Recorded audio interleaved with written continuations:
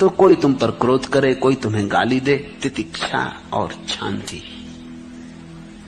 तो सहज भाव से स्वीकार कर लेना कि उसके भीतर क्रोध उठा, इसलिए उसने गाली दी। बेचारा, नाहक उसने कष्ट पाया, स्वीकार कर लेना। इसको तुम अपने भीतर कांटा मत बनने देना। ऐसा धैर्य, ऐसी शांति और ऐसी तितिक्षा बुद्ध निर्वाण को परम कहते हैं। बुद्ध कहते हैं होने योग्य तो एक ही चीज है, निर्वाण। बाकी जो होता है उसको तो स्वीकार कर लेना। किसी ने गाली दी, किसी ने प्रशंसा की, किसी ने कहा बड़े सुंदर, किसी ने कहा बड़े कुरूप, ये सब कुछ होने जैसा नहीं, इसका कोई मूल्य भी नहीं है। इसको चुपचाप स्वीकार कर लेना कि ठीक, जैसी आपकी मर्जी, भले लगते भले, बुरे लगते बुरे। इस सब पर जरा भी श्रम मत लगाना और इस सब पर जरा भी दृष्टि मत देना, क्योंकि जो होने जैसा है, जो होना चाहिए, वो तो निर्वाण है। उसकी दिशा में अपनी सारी शक्ति को लगा देना। दूसरों का घात करने वाला प्रवचित नहीं होता है, और अक्सर लोग दूसरों का घात करने में अपनी शक्ति लगा रहे हैं। कोई किसी को मार डालना चाहता है, कोई किसी को हराना चाहता है, कोई किसी को पद से गिराना चाहता है, कोई किसी को पीछे कर देना चाहता है। दूसरों में उत्सुक है, अपने में उनकी कोई उत्सुकता ही नहीं। दूसरे का घात करने वाला प्रवज्जित नहीं होता। प्रवज्या का अर्थ है सन्यास। सन्यासी वही है जो कहता है मैं अपने निर्वाण की खोज कर रहा हूं, मेरे निर्वाण का किसी दूसरे से कोई लेना देना नहीं, कोई प्रतिस्पर्धा नहीं। तुम जिस पद पर हो मजे से रहो, तुम्हारे पास जो है तुम मजे से भोगो, तुम जैसे हो ठीक, ये तुम जानो, इसमें मेरा कुछ लेना देना नहीं। सन्यासी का अर्थ है जिसकी दूसरे से प्रतिस्पर्धा नहीं, जो किसी तरह की ईर्ष्या में नहीं है। लेकिन अक्सर हमारी हालतें उल्टी हैं। हम दूसरे को मिटाने में अगर खुद भी मिट जाएं तो कोई फिक्र नहीं। मैंने सुना है एक आदमी ने बड़े दिन भक्ति की, परमात्मा प्रसन्न हुए और उन्होंने कहा मांग ले। क्या मांगता, लेकिन एक बात ख्याल रखना, जो तुझे मिलेगा तेरे पड़ोसियों को दुगना मिलेगा। उस आदमी की छाती बैठ गई। उसने कहा ये भी कोई वरदान हुआ? अरे अभिशाप कहो इसको, तो फिर मैं मांगूंगा कैसे? भगवान ने कहा वो तू जान, लेकिन इतनी तेरी क्षमता होनी ही चाहिए तो ही तू धार्मिक है, अन्यथा धार्मिक ही नहीं। ये मेरा वरदान कि जो तू मांगेगा मिलेगा तुझे दुगना पड़ोसी को। उसने किसी वकील से सलाह ली होगी कि करना क्या, इसमें से निकलना कैसे बाहर। वकील ने कहा इसमें क्या रखा? अरे ये तो बाएं हाथ का खेल है, तू ऐसा कर, पहले देख तो कि होता भी कि नहीं। तो मांग कि 7 मंजिल मकान बन जाए। मांगा, बन गया उसका 7 मंजिल, लेकिन दोनों तरफ 14-14 मंजिल मकान पड़ोसियों के खड़े हो गए। पूरा गांव 14 मंजिल का हो गया, एक वही गरीब रह गया 7 मंजिल का। वकील ने कहा ठीक, अब मांग कि हर मेरे घर के सामने एक कुआं खुद जाए, बड़ा कुआं। उसके घर के सामने एक कुआं खुद गया, पड़ोसियों के घर के सामने 2-2 कुएं खुद गए। उसने कहा मांग कि मेरी एक आंख फूट जाए। उसकी एक आंख फूट गई, पड़ोसियों की दोनों आंख फूट गई। वकील बड़ा होशियार रहा होगा, सुप्रीम कोर्ट का वकील रहा होगा। बेचारे पड़ोसी अब गिरने लगे कुएं में, क्योंकि 2-2 कुएं सामने और दोनों आंखें फूट गई, और 14-14 मंजिल के मकान। कोई मंजिल से गिर पड़ा, कोई सीढ़ियों से गिर पड़ा। लिफ्ट उस समय थी नहीं, और लिफ्ट भी होती तो क्या सार था, क्योंकि लिफ्ट चलाने वाले भी अंधे हो जाते। एक अकेला वही बचा, एक आंख वाला, उसकी प्रसन्नता का अंत नहीं। वो सम्राट की तरह घूमने लगा गांव में। एक वही था जो देख सकता था, हालांकि आधी देख सकता था अब, लेकिन उसका दुख नहीं था कि कन्वा हो गया, एक आंख का हो गया। मजा ये था कि सबकी गई। ख्याल रखना, ऐसा व्यक्ति सन्यासी नहीं हो सकता। इसलिए बुद्ध कहते हैं दूसरों का घात करने वाला प्रवज्जित नहीं होता है, और दूसरों को सताने वाला श्रमण नहीं होता है।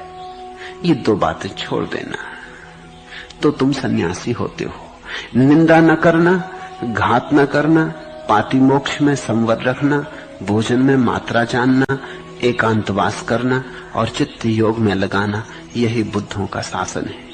अनुपवादो अनुपघातो पाति मोक्षे चा संवरो मत्तुंजता चा भत्तंसिम पत्तंच सैनाशयम अधिचित्ते चा आयोगो एतम बुद्धान शासनम। निंदा न करना, क्योंकि निंदा का अर्थ है तुम अभी दूसरे में उत्सुक हो, दूसरे को छोटा करने में उत्सुक हो। निंदा का मतलब ही इतना, इसलिए इतना निंदा में रस है। हम कैसी निंदा बढ़ा चढ़ा के करते हैं, क्योंकि हमारे पास एक ही तरकीब है कि अगर हम सिद्ध कर दें दूसरा बुरा है तो तुलना में हम भले मालूम पड़ेंगे। हम सिद्ध कर दें कि सब चोर हैं तो तुलना में हम साधु मालूम पड़ेंगे। इसलिए हम निंदा में इतना रस लेते हैं। निंदा का एक ही प्रयोजन है, दूसरों की बुराई इतनी फैला बढ़ा के करना कि धीरे धीरे तुम भले मालूम होने लगो। यही दूसरे तुम्हारे साथ कर रहे हैं। तो एक निंदा का व्यवसाय चलता पूरे समाज में। निंदा न करना, क्योंकि संन्यास्त प्रवर्जित भिक्षु जो हो गया, अब उसकी आकांक्षा अपने को उठाने की है, दूसरे को गिराने की नहीं है। घात न करना, किसी को हानि न पहुंचाना, क्योंकि जितनी ऊर्जा दूसरे को घात करने में लगेगी उतनी ऊर्जा तो ध्यान बन जाती, परम संपदा बन जाती, निर्वाण बन जाती। पातिमोक्ष में संवर रखना। पातिमोक्ष का अर्थ होता है बुद्ध ने जो कहा है। बुद्ध अर्थात जागे हुए पुरुषों ने जो कहा है उसको मानना, उसको स्वीकारना, क्योंकि बहुत बातें ऐसी भी उन्होंने कही हैं जो तुम्हें आज समझ में शायद ना भी आए, प्रयोग से समझ में आए, अनुभव से समझ में आए। उन पर प्रयोग करके देखना। प्रयोग बिना किए निर्णय ना लेना, हां या ना, कुछ भी नहीं, जिसको वैज्ञानिक हाइपोथेसिस कहते हैं कि कोई चीज की परिकल्पना। किसी ने कहा कि कमरे में कुर्सी रखी है, हमने कहा कि ठीक है, खोजने की दृष्टि से मान लेते हैं। मान नहीं लिया कि कुर्सी है, लेकिन खोजने की दृष्टि से मान लेते हैं, हाइपोथेसिस। अब हम कमरे में जाकर देखेंगे, अगर पाया कि कुर्सी है तो जो परिकल्पना मानी थी वो सत्य हो गई, अगर पाया कि कुर्सी नहीं है तो जो परिकल्पना मानी थी वो असत्य हो गई। लेकिन इसका नाम विश्वास नहीं है। हाइपोथेसिस का इतना ही मतलब है प्रयोगार्थ स्वीकार कर लेते हैं कि ठीक है। तो जो बुद्ध पुरुषों ने कहा है पातिमोक्ष, जो जो उन्होंने कहा है उसमें सभी तुम्हारी समझ में आएगा भी नहीं, क्योंकि तुम्हारी समझ सारी चीजों के अनुभव से भरी भी नहीं है। तो विश्वास की जरूरत नहीं है, प्रयोगार्थ स्वीकार कर लेना। भोजन में मात्रा जानना। बुद्ध को ये बात बार बार कहनी पड़ी, भोजन में मात्रा जानना। उस समय ये बड़ा भारी सवाल था। एक तरफ लोग थे जो खूब खाए जा रहे थे, जो सदा से हैं, और उस समय एक और पागलपन पैदा हुआ था। दूसरी तरफ लोग थे जो उपवास किए जा रहे थे। इन दोनों ने आदमी को विक्षिप्त कर रखा था। या तो ज्यादा खाने वाले लोग या न खाने वाले लोग। ज्यादा खाने वाले लोग शरीर को मिटाए ले रहे थे और शरीर के साथ मूर्छित हुए जा रहे थे। न खाने वाले लोग शरीर की हत्या किए दे रहे थे और ऊर्जा इतनी क्षीण हुई जा रही थी कि ध्यान का कोई उपाय न था। तो बुद्ध हर चीज में मात्रा के लिए कहते हैं कि मात्रा जानना, मध्य में रुक जाना, अति मत करना, अति सर्वत्र वर्जेत, एकांत वास करना, और जहां मौका मिले, जैसी सुविधा बने, वहां अकेलेपन को खोजना। क्योंकि तुम्हारे भीतर जो पड़ा है, जब तुम अकेले होगे तभी उसे देख पाओगे। दूसरे की मौजूदगी तुम्हें बाहर ले जाती है। भीड़ में भी रहो तो भी अकेले रहना, ये बुद्ध का उपदेश है। और चित्त योग में लगाना। अभी चित्त संसार में लगा है, भोग में। धीरे धीरे इसकी ऊर्जा को हटाना वहां से, धीरे धीरे रत्ती कर करके, बूंद कर करके इसे ध्यान में, योग में, मोक्ष में लगाना। यही बुद्धों का शासन है। ये सूत्र भी, ये अंतिम सूत्र बुद्ध ने एक परिस्थिति में कहे थे, वो मैं आपको दोहरा दूं।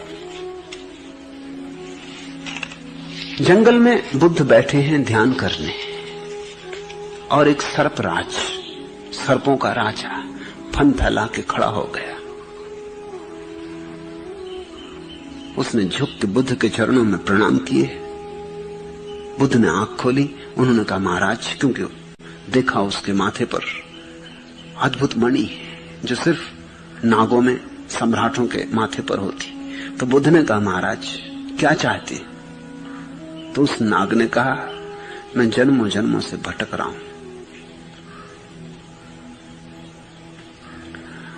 जो भी किया सब उल्टा चला गया। कब तक सरकता रहूंगा जमीन पर? कब तक सरकता रहूंगा खाई खंदकों में, अंधेरी गलियों में? कब तक सरकता रहूंगा? कब उठूंगा? कब उड़ सकूंगा? तुम्हें मैंने उड़ते देखा, तुम्हारे प्राणों की ऊर्जा को कहीं जाते देखा, इसलिए पूछता हूं, मुझे कुछ उपदेश है? ये जो सूत्र है, सभी पापों का न करना, पुण्यों का संचय करना और अपने चित्त का शोधन करते रहना, यही बुद्धों का शासन है। तितिक्षा और शांति परम तप है। बुद्ध निर्वाण को परम कहते हैं। दूसरों का घात करने वाला प्रवर्जित नहीं होता और दूसरों को सताने वाला श्रवण नहीं है। निंदा न करना, घात न करना, पातिमोक्ष में संवर रखना, भोजन में मात्रा जानना, एकांतवास करना और चित्त योग में लगाना, यही बुद्धों का शासन। ये उस सर्प राज को कहे गए थे।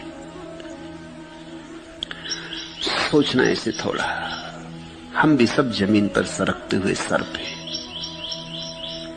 अभी हमने सिर भी उठा के कहां आकाश की तरफ देखा।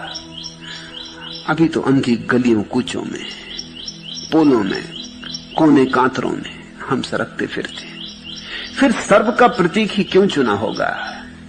क्योंकि सर्प जन्म से ही दूसरे को चोट पहुंचाने का जहर लेके आता है, इसलिए उसकी जहर की गांठ जन्म से ही उसके भीतर है। वो दूसरे को मारने में ही, दूसरे का घात करने में ही रस लेता है। यही तो गांठ हम भी लेकर आए हुए हैं। ये प्रतीक प्यारा है और सर्प का प्रतीक सारे धर्मों ने चुना है। उसमें कुछ कारण है। ईसाई कहते हैं कि सर्प ने भटकाया आदमी को, ईव को समझाया कि खा ले ये फल जो भगवान ने वर्जित किया है। ईव को फुसलाया सर्प ने।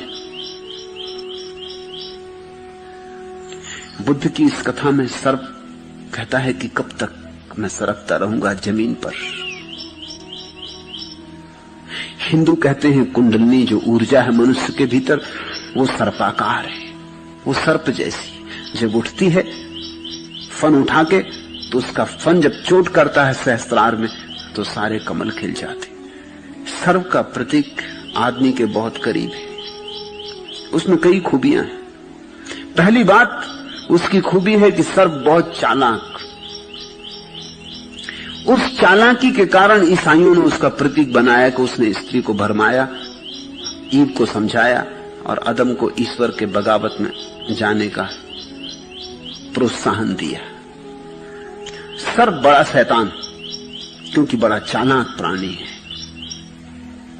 बड़ा चालबाज, भरोसे का नहीं। उस प्रतीक का उपयोग किया। बुद्ध की इस कथा में सर्प का प्रयोग हो रहा है इस अर्थ में कि सबकी दशा ऐसी है कि हम जन्म से ही जहर की ग्रंथि लेके पैदा हुए, दूसरे को चोट पहुंचाने में ही समाप्त हुए जा रहे हैं। दूसरे को मार डालने में ही हमने अपना जीवन समझा है। इसलिए लेकिन एक दिन सर्प भी थक जाता है। तुम कब थकोगे? एक दिन सर्प भी बुद्ध से पूछता है कि मैं कब तक ऐसे ही सरकता रहूंगा, तुम कब पूछोगे? इसलिए प्रतीक चुना। हिंदुओं ने प्रतीक चुना है कि सर्प जब खड़ा हो जाता, तो सर्प की बड़ी खूबियां हैं। उसमें हड्डी होती नहीं, उसके पास हड्डी बिल्कुल नहीं, लेकिन सर्प खड़ा हो जाता बिना हड्डी के।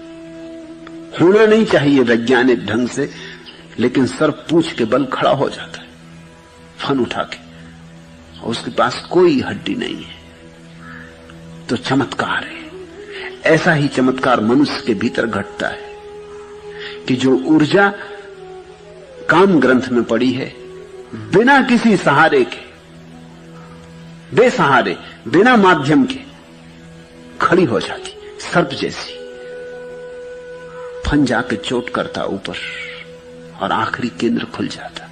इसलिए हिंदुओं ने